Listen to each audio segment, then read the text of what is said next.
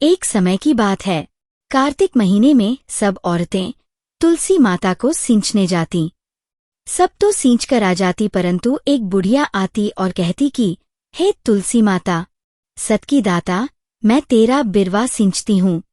मुझे बहू दे, पीले रंग की धोती दे, मीठा मीठा ग्रास दे, वैकुंठ में वास दे, चटक की चाल दे, अच्छी मौत दे, चंदन का काठ दे, अच्छा राज दे, दाल भात खाने को दे और 11 के दिन दे, कृष्ण का कांधा दे। ऐसा सुनकर तुलसी माता सूखने लगी, तो भगवान ने पूछा कि हे तुलसी, तुम क्यों सूख रही हो? तब तुलसी माता ने कहा, मेरे मन की मत पूछो। तब भगवान ने कहा कि अगर मैं यह बात नहीं पूछूंगा तो कौन पूछेगा?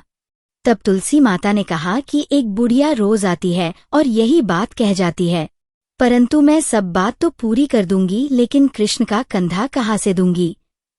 तो कृष्ण भगवान बोले कि जब वह मरेगी तो मैं अपने आप कंधा दे आऊंगा, तू बुढ़िया माई से कह दियो। बाद में बुढ़िया माई मर गई। सारे गांव वाले इकट्ठे हो गए और बुढ़िया को ले जाने लगे, तो वह इतनी भारी हो गई कि किसी से भी नहीं उठी। तब सबने कहा, ये तो इतनी पूजा पाठ करती थी, पाप नष्ट होने की माला फेरती थी, फिर भी भारी हो गई। तभी बूढ़े ब्राह्मण के भेष में कृष्ण भगवान वहां आए और सबसे पूछा कि ये कैसी भीड़ है? तब आदमी बोले कि यह बुढ़िया मर गई, पापनी थी इसलिए किसी से नहीं उठती। तो भगवान ने कहा, मेरे को एक बात कान में कहने दो तो उठ जाएगी।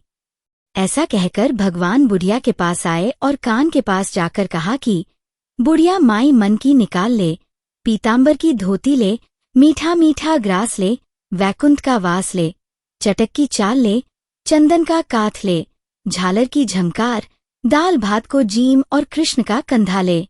फिर यह बात सुनकर बुढ़िया माई हल्की हो गई। भगवान जी स्वयं बुढ़िया को अपने कंधे पर ले गए। आखिर में उसे मुक्ति मिल गई। हे तुलसी माता, जैसी उसकी मुक्ति करी वैसी हमारी भी करना, और जैसे भगवान ने कंधा उसको दिया वैसा हमें भी देना। तुलसी माता की जय।